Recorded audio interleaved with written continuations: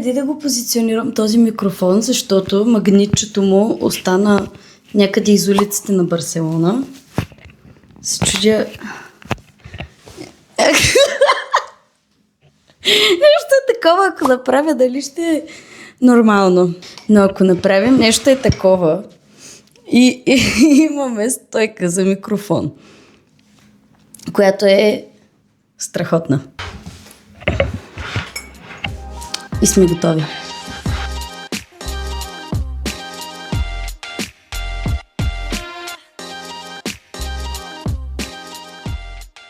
Хора, аз спирам да се бавя вече. Достатъчно се намествахме. Бях в парка преди малко и тръгнах да си попълвам въпросник самоориентиране в кариерата. И преписах всички въпроси и точно в този момент си помислих защо пък не да направя видео. Как го попълвам сега на момента при вас и се прибрах и ето ни тук.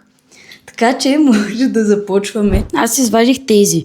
Кога губиш представа за времето, за какво хората често искат помощ от теб, кои теми можеш да обсъждаш с часове, какви проблеми на хората ти се иска да решаваш, какъв тип работа те изтощава най-много, какъв тип среда ти действа най-добре, ако парите не бяха проблем, какво би правила ежедневно?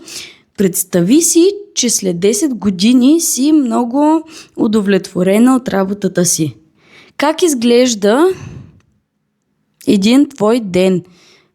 Кое ти носи най-голямо чувство за смисъл? Това са 9 въпроса. Попълвайте този въпросник, ако искате с мен. Пишете в коментарите вие какво сте отговорили на тези въпроси. Кога губиш представа за времето? Може би аз лично губя представа за времето, точно като седна да записвам видеа и като ги обработвам. Това е времето, в което аз наистина мога да не ям, да не пия вода.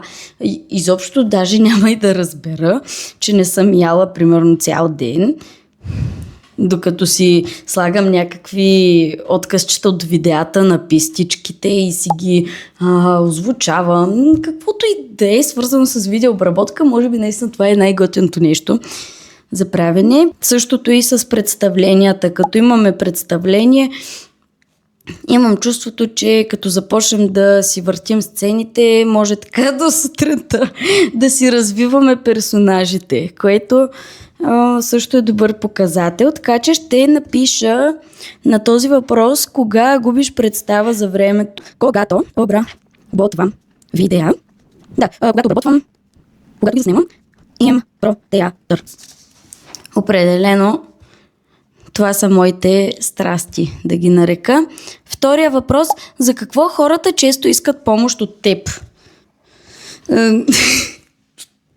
По принцип, изобщо не мога да се сетя за какво ме питат, за какво искат най-често помощ хората от мене. Добре, то като не ми идва е така от раз да отговоря, това лошо ли е? Добре, ще скипнем тази част. Трета точка, кои теми можеш да обсъждаш с часове? Тук мога да обсъждам с часове теми свързани с импровизационен театър, игри, дори адаптацията на игрите в различните възрасти. Да, това мога да го обсъждам с часове, но какво наистина мога да обсъждам с часове? Наистина. И като всяка друга жена, теми свързани с интериорния дизайн и като цяло декорирането на целия апартамент. Това мога наистина и с часове и да говоря и за канапета и маси, и да се ровя, мога от сутринта да гледам различни видове канапета и няма да ми омръзне никога. Също за някакви интересни функции на CapCut, на Canva. Да, за CapCut и Canva ми е интересно да си говоря. Какви проблеми на хората ти се иска да решаваш? Добре, може би не е редно да снимам видеа така без да са планирани. Надраскат бюрото с химикал. Не е редно да се снимат видеа без абсолютно никаква концепция. Поне трябваше, може би, предварително да съм си отговорила аз самата на въпросите, защото сега в момента на живо пред вас и аз тепърва мисля какво наистина ми харесва, но какви проблеми бих искала да решавам на хората. Трябва да имам продукт. и идея за продукт и тогава вече да мисля за това какъв проблем бих искала да реша с този продукт на хората. Каква е тяхната болка, как мога да реша с този проблем. Ако създам сайт, в който предоставям услуги за създаване на уебсайт, UX, UI дизайн и това какъв проблем решава.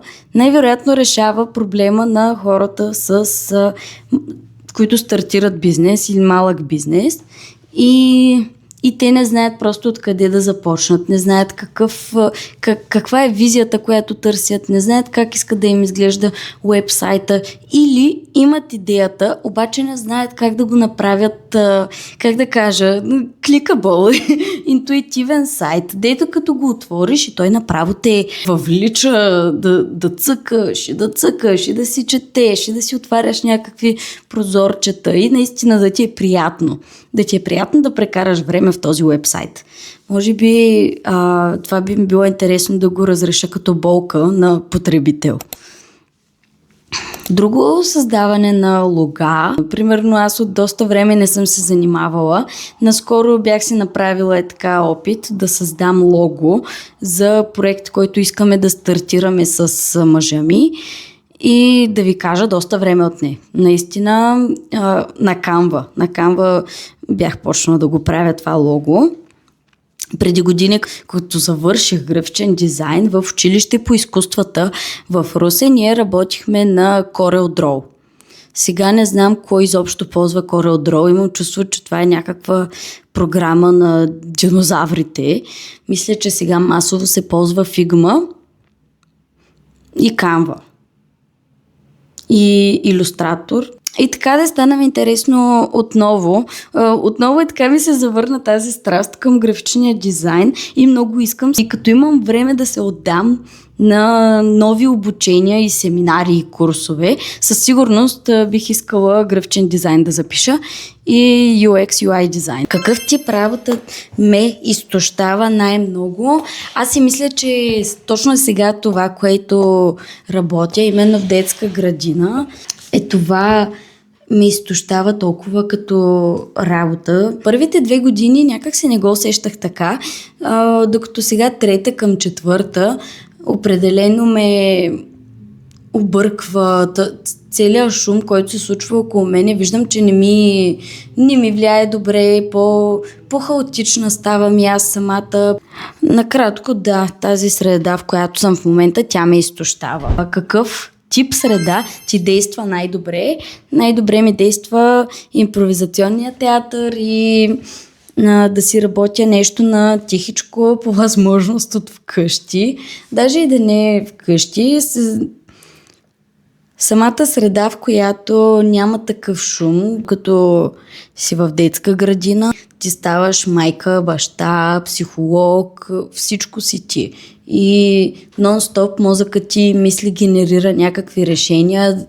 През цялото време, във всяка една секунда се изстрелват някакви въпроси към тебе, на които трябва да имаш решение и някое детенце ще те пита нещо.